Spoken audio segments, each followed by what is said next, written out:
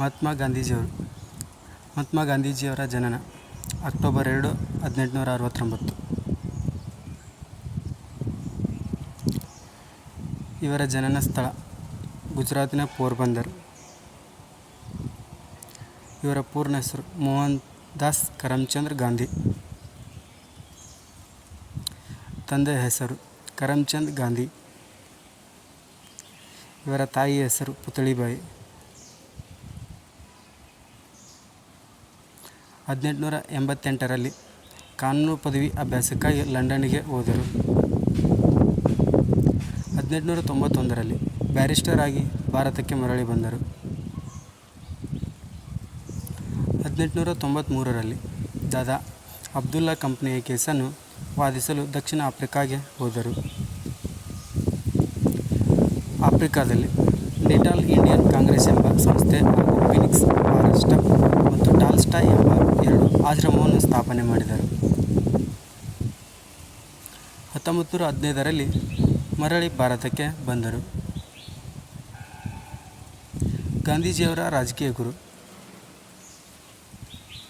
ಗೋಪಾಲಕೃಷ್ಣ ಗೋಖಲೆ ಅವರು ಗಾಂಧೀಜಿಯ ರಾಜಕೀಯ ಗುರು ಆಗಿದ್ದಾರೆ. 1917ರಲ್ಲಿ ಚಂಪಾರಣ್ಯ ಸತ್ಯಾಗ್ರಹ ಮಾಡಿದರು. ಇದು ಭಾರತದಲ್ಲಿ ಗಾಂಧೀಜಿಯವರ ನಾಯಕತ್ವದ ಮೊದಲ ಸತ್ಯಾಗ್ರಹವಾಗಿದೆ. 1918ರಲ್ಲಿ ಅಹಮದಾಬಾದ್ ಗಿರಣಿ ಕಾರ್ಮಿಕರ ಮುಷ್ಕರ. ಇದು ಗಾಂಧಿಯವರ ಮೊದಲ ಉಪವಾಸ ಸತ್ಯಾಗ್ರಹವಾಗಿದೆ. 1918ರಲ್ಲಿ ಗುಜರಾತಿನ ಖೇಡಾ ಸತ್ಯಾಗ್ರಹ ಮಾಡಿದರು.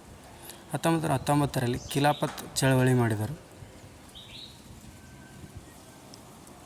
1919ರಿಂದ 22ರವರೆಗೆ ಅಸಹಕಾರ ಚಳವಳಿ ಮಾಡಿದರು.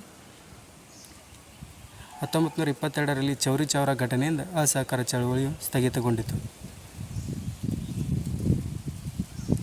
1924ರಲ್ಲಿ ಕರ್ನಾಟಕದಲ್ಲಿ ನಡೆದ ಕಾಂಗ್ರೆಸ್ ಅಧಿವೇಶನದ ಅಧ್ಯಕ್ಷತೆಯನ್ನು ವಹಿಸಿದ್ದರು.